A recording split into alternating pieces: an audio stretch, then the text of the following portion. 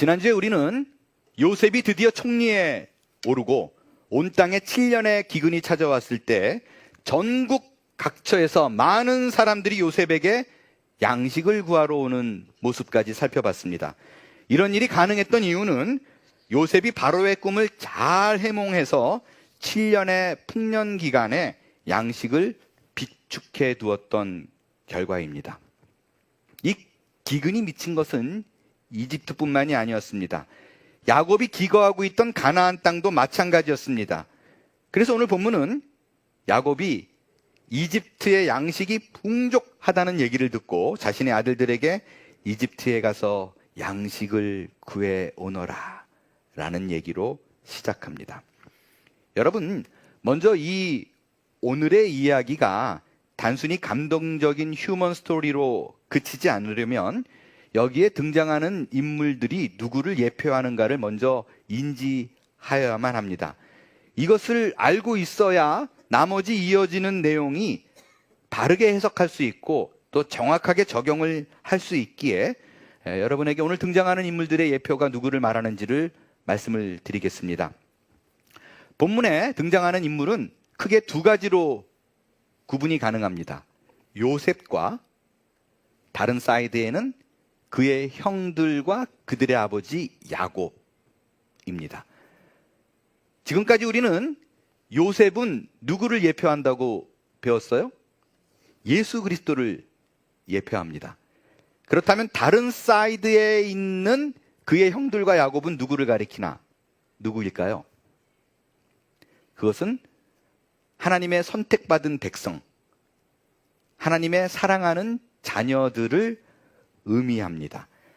그러니까 오늘 본문은 하나님께 택함받은 자녀들이 요셉으로 상징되어지는 예수 그리스도 앞에 나아오는 것으로 이야기가 시작됩니다.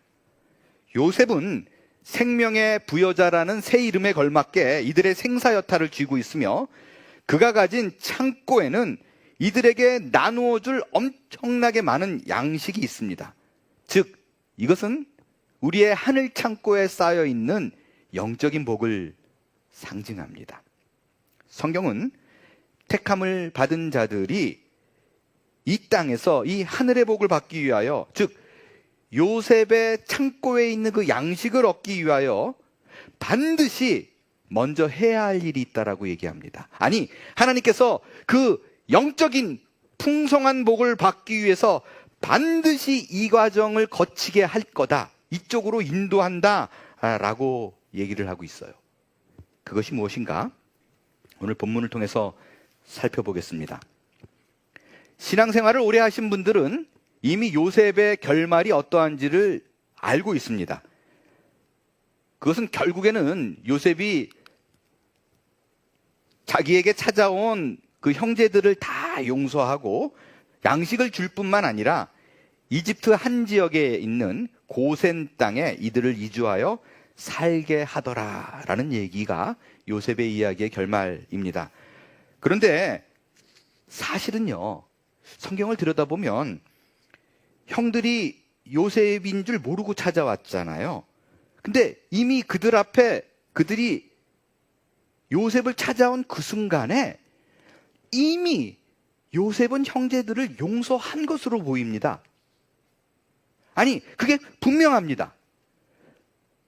요셉이 무언가 어떤 일이 해뿐하기 전에 형제들을 대면한 순간에 이미 용서했다라는 것을요, 성경 곳곳에서 그 증거를 찾아볼 수 있습니다.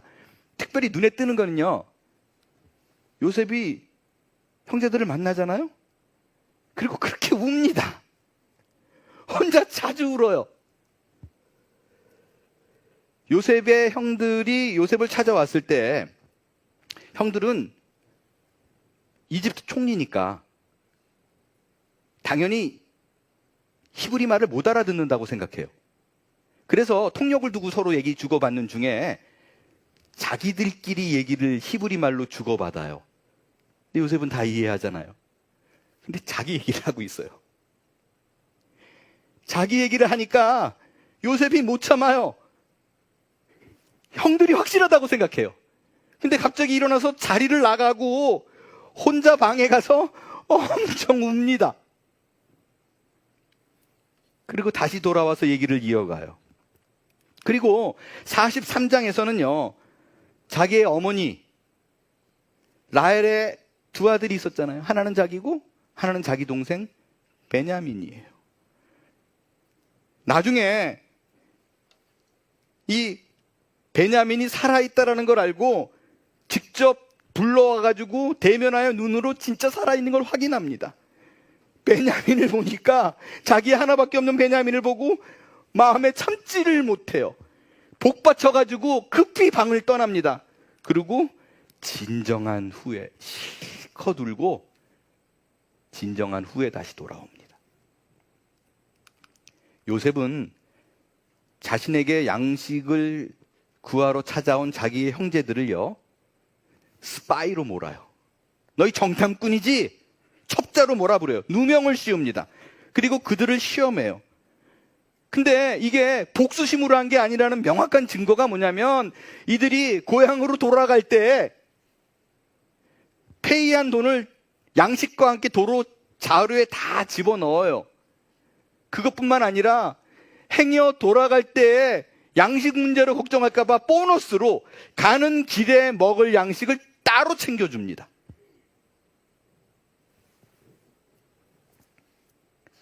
무슨 얘기예요? 이 상황으로 보면 요셉은 이미 용서했어요. 끝났어요.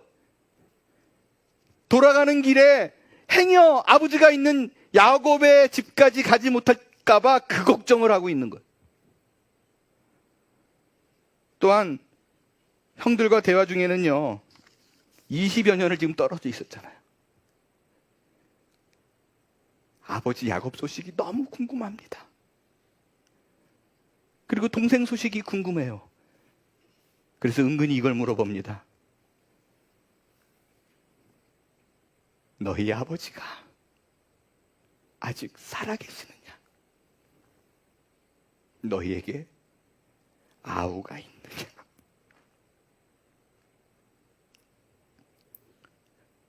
그 떨어져 있는 시간 동안에 가족의 안부가 궁금한 겁니다.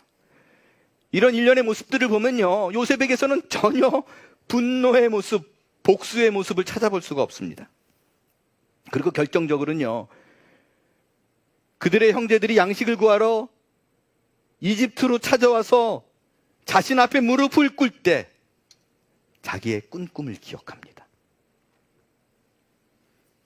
그렇게 자신이 이곳에 온 것은 그들 때문이 아니라 그것은 하나님의 계획이었음을 알게 됩니다. 여러분, 이것뿐만 아니에요. 성경에 이 관점으로 보니까 너무나 많은 부분이 요셉은 이미 용서했구나 라는 것을 알 수 있는 부분이 너무나 많이 등장합니다. 그러니까 형제들이 꿇는 모습 보고 이미 다 용서했는데 좀 이상한 게 있어요. 그냥 용서했으면 이러면 되지 않을까요? 그들이 찾아왔을 때 형이네, 그리고 나 요셉이야 말하면 되잖아요. 용서했으니까. 복수할 필요가 없으니까요. 그릇이 달라서 그런지 저 같으면 그랬을 것 같아요. 나다! 그리고 양식이 부족해? 그러면 막 양식뿐만 아니라 본인 스스로 금은보화까지 다 실어서 가자! 어디로? 아버지에게로. 그래서 개선장군 입성하듯이 빵빠레 막 울리고 자기 금마차 차고 짠짜라짠 그러고 들어가서 봤어? 뭐 이러면 되잖아요. 요셉은 안 그래요. 그 금이 환향이 없어요. 골든 리턴이 없어요. 어쩐지 이상하게 요셉은 자기 형제들에게 양식을 쉽게 주지 않습니다. 어떻게 해요? 정탐꾼으로 몰아가요.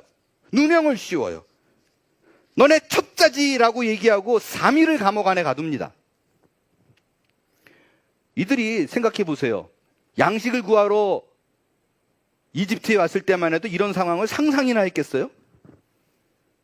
전혀 뜻하지 않은 상황이 막 벌어지고 있는 거예요. 극한 상황에 놓이게 됩니다. 근데 보면요, 이 요셉이요, 수가 보통이 넘습니다. 보통 사람이 아니에요. 그러니까 17살 철없던 요셉이 완전히 아니에요. 언더 히즈 컨트롤. 완전히 형제들의 감정을 쥐었다 놨다 이러고 있어요. 아주 그들에게 극한 공포를 갖게 한 다음에 서서히 풀어줍니다. 요셉이 이들에게 고향 땅으로 가서 그 하나밖에 없다 그러는 그 아우, 남아있는 아우 베냐민을 데리고 오라고 명해요. 근데 처음에는 이렇게 얘기해요. 너희 10명 감옥에 다 있어. 그래 놓고 처음에는 뭐라 그래요? 이 중에 9은 있고 혼자 가서 데리고 와 라고 얘기해요. 근데 3일 있다가는 말을 바꿔요. 뭐라 그래요? 1명만 남겨두고 9이 내려가라 라고 얘기합니다. 근데 저는 제가 확신해요. 요셉이 그 3일을 어떡할까 고민하다가 아유, 저기 9을 붙잡아 두고 1명만 보내는 건 너무했다. 그냥 9을 보내고 1명만 붙잡는 걸로 하자. 마음 바꾼 거 아니에요. 제가 보기에는 처음부터 원래 9을 보내고 1명만 붙잡아 두려고 생각했었는데 말을 시작할 적에는 다 붙잡아 놓고 1명만 갔다 와라. 일부러 이렇게 말을 한 거예요. 제가 이걸 왜 이렇게 확신하냐면요. 야곱의 본래 아들이 몇 명이에요? 12명이에요. 그 중에 1명은 요셉이에요. 1명은 가나안 땅 아버지랑 같이 있어요. 그 둘을 제외하고 형제 10명이 몽땅 온 거예요. 왜 10명이 몽땅 왔을까? 여러분, 지금 그 야곱이 있는 가나안 땅에서요, 이집트까지의 거리는 자그마치 250, 빠른 길은 250. 이게 루트가 이제 변경하고 그러면 400마일까지 봐요. 그러면 도보만 아니라 짐승들도 있었을 거 아니에요. 끌고. 이게 빨라야 25일 아니면 40일까지도 걸려요. 그러니까 이들이 10명이 온 이유가 올 때 짐승도 몇 마리 한 사람에 몇 마리씩 갖고 또 종들도 같이 왔겠죠. 그러니까 한 번에 와서 많은 양식을 싣고 돌아가야 고향에 있는 아버지도 살고 거기 종들도 살고 그렇게 살 수 있어요. 그래서 한 번에 왔다가 좀 쉬다가 또 갔다 오려고 이렇게 10명이 다 온 거예요. 이거 요셉이 몰랐겠어요? 10명이 다 돌아가야 된다는 걸? 그러니까 한 명이 보내면 한 명이 돌아가다 무슨 일을 당할 수도 있고 한 명이 돌아가면서 자기가 먹을 것 자기가 다 먹고 가서는 아무것도 없어요. 또 이럴 수도 있어요. 그러면 보내는 의미가 없어요. 그러니까 다 가야 돼요. 그거 알고 있었어요. 그런데 절대로 혼자서는 안 보낼 때 처음부터 혼자 가라! 그래가지고 남아있는 사람들이, 그 형제들이 공포에 확 질리게 만들어요. 그들은 어떤 생각했어요? 이젠 다 죽었다! 이러고 있을 거예요. 끔찍한 상황까지 요셉이 몰아붙입니다. 인터넷에 올라있는 아주 재미있는 유머 한 편을 여러분에게 소개합니다. 어떤 여학생이 대학에 간 후에 오랫동안 부모님과 연락을 하지 않았습니다. 그러다가 어느 날 내가 이렇게 오랫동안 부모님께 연락하지 않은 것에 대한 죄책감을 느꼈어요. 그래서 그 이유를 설명하는 편지를 부모님께 쓰기로 결심합니다. 그녀가 쓴 편지의 내용은 이렇습니다. 좀 길어요. 사랑하는 엄마 아빠께 제가 대학에 간 후로 편지 쓰지 않아서 죄송합니다. 생각이 짧아서 그동안 소식을 전하지 못했어요.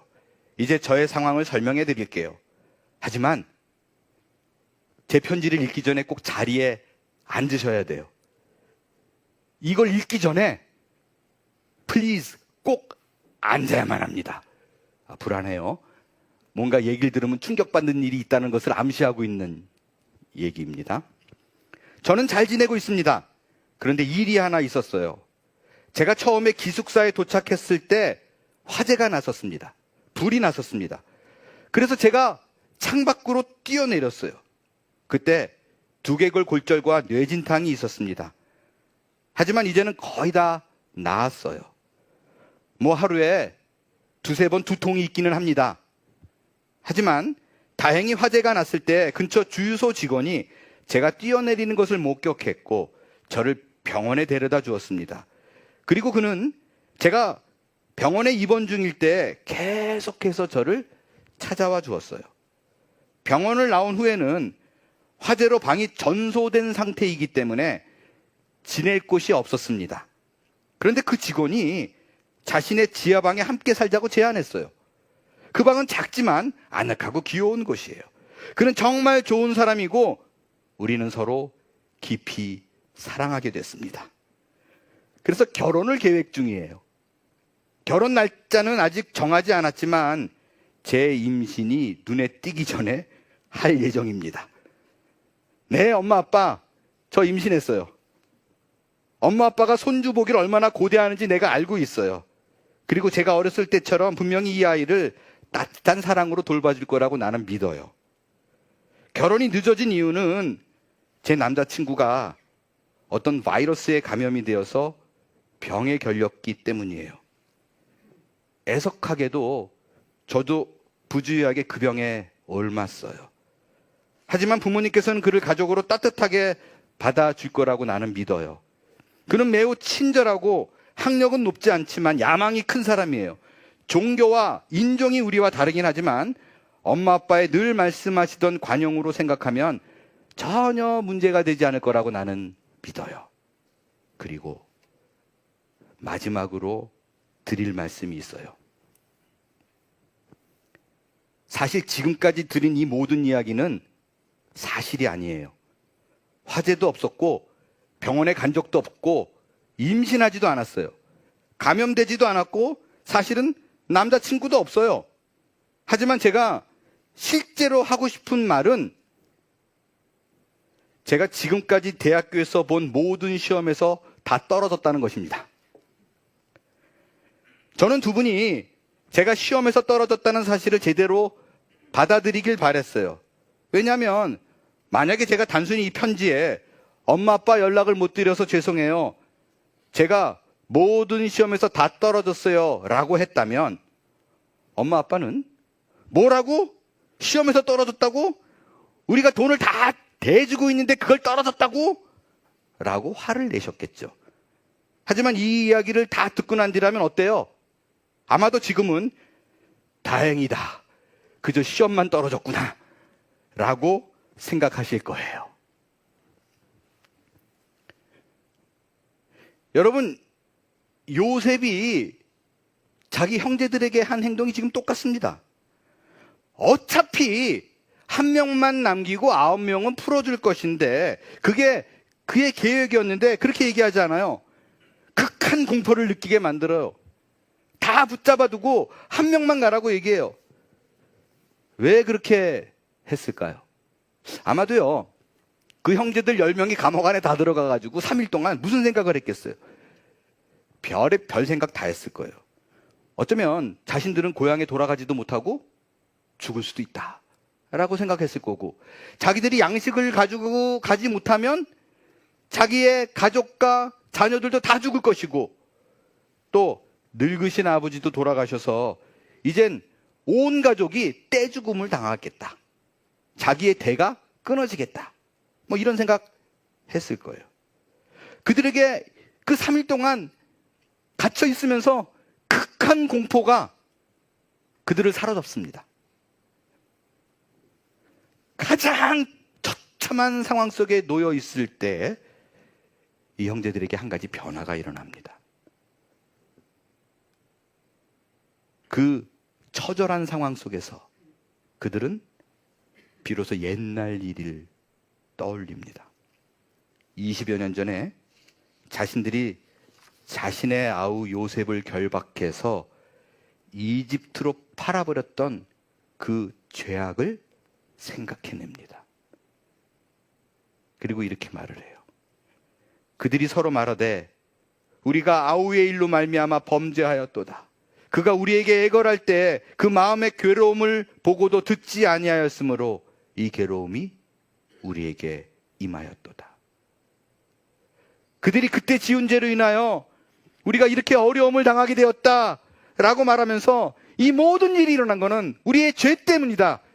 그의 핏값을 지금 치르는 거다라는 고백을 합니다. 드디어 그들이 잘못을 깨닫고 죄를 인정하고 회개를 합니다. 여러분, 이것이 바로 예수 그리스도를 예표하는 요셉의 의도입니다. 요셉은 그의 형들이 자신의 죄를 깨닫고 회개하기를 유도합니다.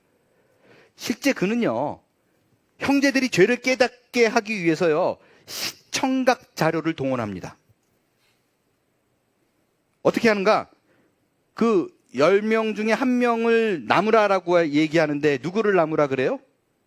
시므온을 나무라 그럽니다. 그러면 마음 바꿨어. 그냥 9명 가고 1명 시므온 너 남어 이러면 되잖아요. 근데 그렇게 안 해요. 말하는 중에 너희들 9명이 가라 라고 말하고 시므온을 따로 뺍니다.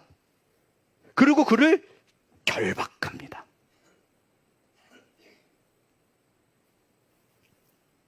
여러분, 요셉이 정말 대단한 게 지금 한 이 행동이 정확하게 요즘 심리학자들이 말하는 미러링 효과예요.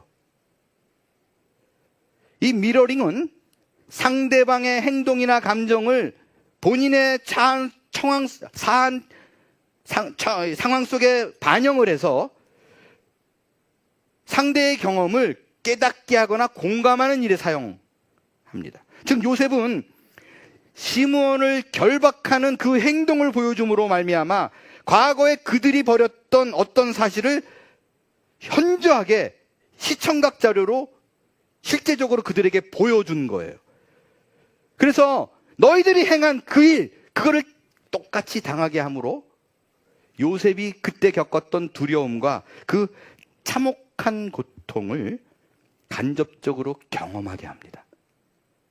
그래서 그걸 보고 자기들이 저지른 그 죄악이 어떠한지를 시므온이 붙잡히고 결박해서 묶여 앉아있는 모습 보고 요셉이 이랬구나라는 것을 깨닫게 만들어줘요. 여러분, 이게 하나님이 하시는 일이에요. 하나님은 여러분에게 이미 복 주시기로 작정하셨습니다. 그래서 하늘의 신령한 복을 이미 예비하셨어요.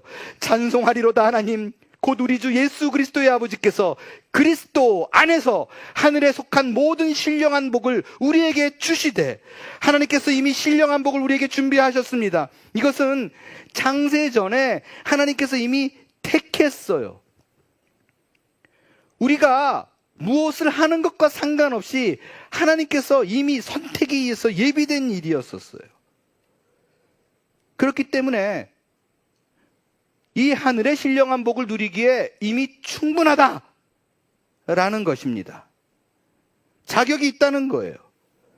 하지만 하나님이 우리에게 이런 복을 쏟아 부어주시는 이유가 있어요. 뭐라고 그래요? 그 앞에 거룩하고 흠이 없게 하려고 그래요. 목적이 있어요. 이유가 있어요. 그냥 불러내놓고 하늘의 복을 쏟아주는 것이 아니라 이 모든 과정을 통해서 결국에는 우리로 하여금 그 거룩에 이르는 사람으로 만들기 위한 하나님의 단호한 목적이 있습니다.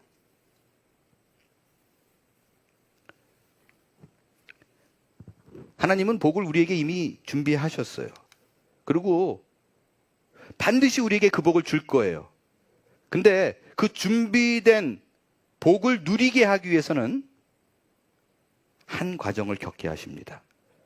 그건 내가 죄인이라는 것을 깨닫고 하나님 앞에 하나도 자랑할 것이 없는 자라는 것을 인정하고 그 앞에 나가 자신의 죄를 고백하며 회개하는 것입니다. 내 마지막 순간에 내 힘으로는 살 수 없다.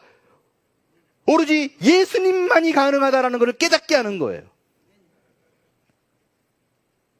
하나님께서는 반드시 당신의 택한 자녀라면, 분명하다면 자신이 죄인인 것을 인정하는 자리, 나의 죄를 보는 그 자리까지를 끌고 가고 그것을 명확하게 보여주신다라는 것이 요셉이 형제들에게 행하는 고난이요 역경입니다. 그들은 이 고난을 통해서 자신들이 죄인이라는 걸 깨닫고 회개합니다. 여러분, 우리 역시 마찬가지예요. 내가 정말 하나님의 택함 받은 자녀요? 백성입니까? 그걸 믿나요? 그렇다면 하나님은 절대로 그냥 넘어가지 않습니다. 반드시 여러분이 죄인이요, 내 안에 파생되어지는 것은 죄밖에 없다는 그 고백을 받아내실 거예요. 그 고백은요, 우리가 성경을 읽는 중에 깨달음으로 오는 경우도 있지만 실제적으로는요, 대부분의 사람들이 그렇지 않습니다. 내게 고난이 닥쳤을 때, 무언가 아무것도 할 수 없는 것을 깨달았을 때, 그 순간까지 몰아가십니다. 그렇기 때문에 하나님께서는 가장 극한의 상황까지라도 우리를 몰아가서 그 고백을 받아내실 거예요. 여러분, 이거를 좀 바꿔 말해 보겠어요? 뭐를 의미하는가? 여러분, 우리는 참된 신자가 되기를 좀 노력합니다. 근데 하나님이 보시기에 야, 정말 얘는 신자다, 믿는 자다 라는 인정이 어디에서 나오느냐? 내가 선한 행동으로 주위에 귀한 영향력을 많이 끼치는 것으로 인정하지 않습니다.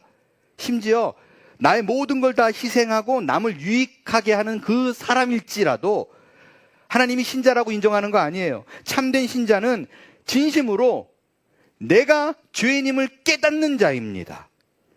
여러분에게 묻습니다. 그 깨달음이 있냐는 거예요.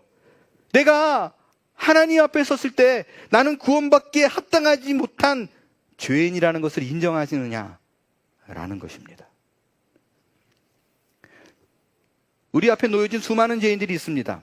그들을 대할 때 저 싸그리 잡아가지고 지옥에 쳐넣을 놈들 이라고 말하기 전에 저 자리에 내가 있어야 되는데 라는 생각이 있냐는 거예요. 이것을 스스로 여러분이 물을 수 있기를 바랍니다.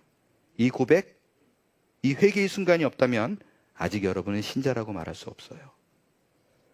그런데 여러분, 생각을 해보니까 나는 수십 년 신앙생활 했는데 진짜 내가 하나님 앞에 꿇어서 죄인이라고 인정한 적이 없는 것 같아요.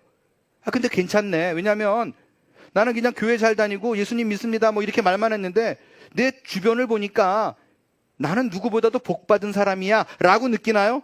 그렇다면 단언컨대 그 복은 우리의 하나님으로부터 온 것이 아닐 수 있습니다. 심각하게 고민해야 돼요. 여러분, 신자가 예수를 믿는 이유는요, 이 땅에서 잘 먹고 잘 살기 위해서가 아닙니다. 여러분, 그러한 형통함은 다른 종교 안에서도 얼마든지 벌어지는 일이에요. 우리와 그들과 다른 거는 우리는 이 땅의 복뿐만 아니라 하늘의 신령한 복을 누리는 사람들입니다.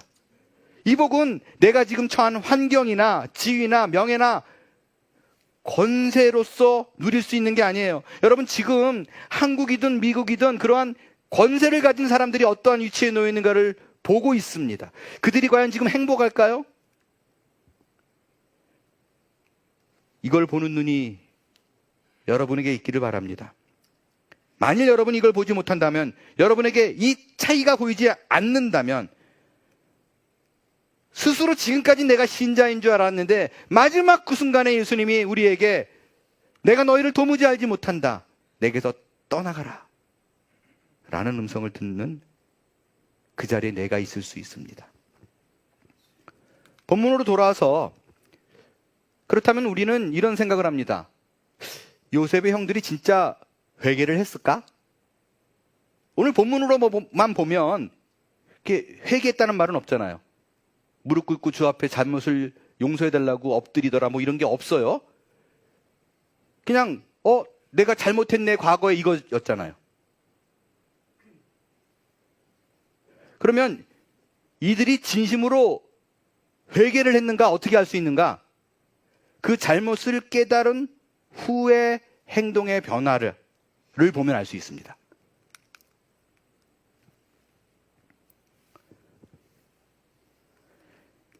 여러분, 제가 새생명반 때부터 누누이 강조하는 거예요. 인간의 행위가 하나님 뜻으로 갑니다. 그때 죄는 뭐냐면요, 다시 말씀드립니다. 도덕적으로 윤리적으로 흠이 없는 게 우리 보고 그게 죄가 아니에요. 그러니까 나는 도덕적으로 윤리적으로 참 잘 살았어. 그래 난 죄가 없어. 이게 아니라고요. 성경이 말하는 죄는요, 하나님의 뜻으로 내가 가고 있는데 하마르티아, 이 하나님의 뜻에서 벗어나면 죄예요. 그래서 가끔 가다가 목사님 이게 죄예요 아니에요 라고 묻는 분들이 계시는데 그게 물을 필요도 없어요. 도덕적 윤리적 기준이 아니기 때문에 내가 지금 하고 있는 것이 하나님이 좋아할까? 그러면 죄가 아니고, 야 이건 누가 보더라도 하나님이 안 좋아할 것 같아. 그러면 죄입니다. 여러분, 도덕적 윤리적으로 죄의 기준을 삼고 있으면 문제가 뭐냐면 지금부터 100년이 지난 다음엔 모든 도덕적 윤리적 기준이 다 달라져요. 그때는 우리가 처참하게 생각하는 죄라고 생각하는 것도 뭐 흔한 일인데 뭐 이렇게 생각돼요. 절대적 기준은 내가 하나님의 뜻으로 가고 있는가, 거기에 벗어났는가가 죄인인가 아닌가를 구분합니다. 근데 내가 잘못했네, 이게 하나님 뜻이 아니었네 라고 깨닫는 건 그냥 반성이에요. 근데 지금 성경은 요셉의 형들이 딱 요 자리에 있는 거잖아요. 내가 무고한 사람을 팔았도다, 내가 아우에게 죄를 범하였도다. 이거 반성이잖아요. 회개는 뭐냐면 깨닫는 걸로 끝나지 않아요. 반드시 가던 길을 돌이켜서 본래의 자리로 가야지 되는 거예요. 그렇다면 우리는 성경을 통해서 요셉의 형들이 반성한 것까지는 봤어요. 내가 잘못했다. 우리가 아우의 일로 말미암아 범죄하였도다. 깨달았어요.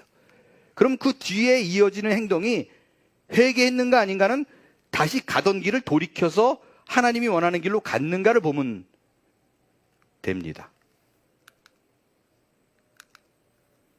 요셉은 9명의 형들을 가나안 땅으로 보내요. 그 이유는 그 동생 베냐민이 살아있는가를 보기 위해서잖아요. 너희가 가서 데리고 와라. 그래서 9명을 보내는데 마이 뜻밖의 전혀 예기치 않았던 상황이 닥칩니다.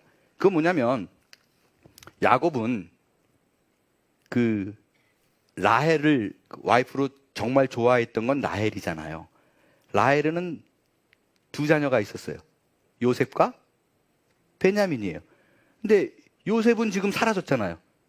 근데 베냐민을 꼭 붙들고 있는 거예요. 그래가지고 양식을 구할 때 이 베냐민을 데리고 가야 된다 그러는데 바로 누구죠? 야곱이 베냐민을 안 놔줘요. 죽어도 못 보내 이러고 있어요. 안 된다 그러고 안 보내는 거예요. 그러니까 형제들이 베냐민을 데리고 가야 되는데 못 데리고 가요. 그때 요셉의 형 르우벤이 옛날과 달라졌어요. 책임감 있는 모습을 보입니다. 아빠에게 그렇게 얘기해요. 야곱한테. 내가 가서 반드시 데리고 올 거다.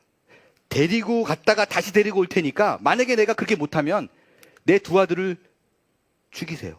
그 정도로 확신하게 책임감 있는 모습으로 바뀌었어요. 유다는 뭐라 그래요? 유다는 아빠가 안 보내니까 뭐라고 얘기하냐면 내가 가가지고 베냐민 반드시 데리고 올 텐데 안 보내면 나를 담보로 잡고 내가 거기에 머물고 반드시 보낼 테니까 믿어달라고 얘기해요. 실제로요, 요셉이 베냐민이 오니까 자기 핏줄 하나밖에 없는 동생이잖아요. 그러니까 안 보내려고 그러죠. 그때 유다가 이렇게 얘기해요. 내가 저 아이 대신 여기 있을게요. 그냥 이 아이 보내주세요. 요셉의 형들이 달라졌어요. 옛날에는 어떻게든 보내버리려고. 라헬의 자식. 요셉을 팔아버릴 때 형들이 아닙니다. 두 번 다시 그 실수를 하지 않아요. 이게 바로 자신의 죄를 인정하고 그 죄값을 어떻게든지 치르고자 하는 회개한 자들에게서 나타나는 모습이고, 지금 이들이 이런 모습을 보인다는 것은 그들이 회개했음을 보여주는 행동입니다.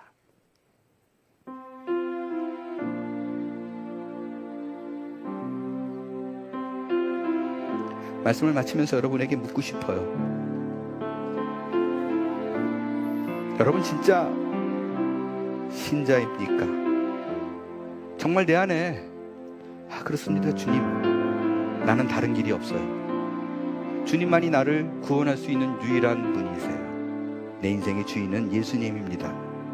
마지막 끝까지 나는 그걸 붙잡아 봐야 살 수 있어요. 그 고백이 있어요? 진심이에요? 만일 그렇다면 설교 끝나고 이제 마지막 찬양을 할 거예요. 흐르는 시간 속에서 그 찬양의 내용은 이거예요. 분명히 반복된 실패가 내게 있어요. 그 실패는 하나님이 내게 찾아와서 회개를 요구하는 사인입니다. 그래서 찬양하며 기도할 때 꼭 이 고백을 할 수 있게 되길 바라요. 이 기도를 할 수 있어야 돼요. 주님, 그렇습니다. 나는 주님 아니면 살 수 없는 죄인입니다. 내가 회개합니다. 이제는 죄의 길에서 돌아선 자로 살게 해주시고, 주님이 나를 거룩하고 흠이 없는 자로 부르실 때, 그 길로 끌고 갈 때 버티지 말고 아멘 하며 주의 길을 걸어가는 자가 되게 하옵소서. 우리에게 단순한 이 고백, 주님 나를 받아주소서라는 고백을 드리면 마치 예수님의 우편에 있던 강도가 그 한마디로 구원을 얻었듯이 우리를 구원의 반열에 모두가 오르게 해주실 줄로 믿습니다. 일어나 찬양하겠어요.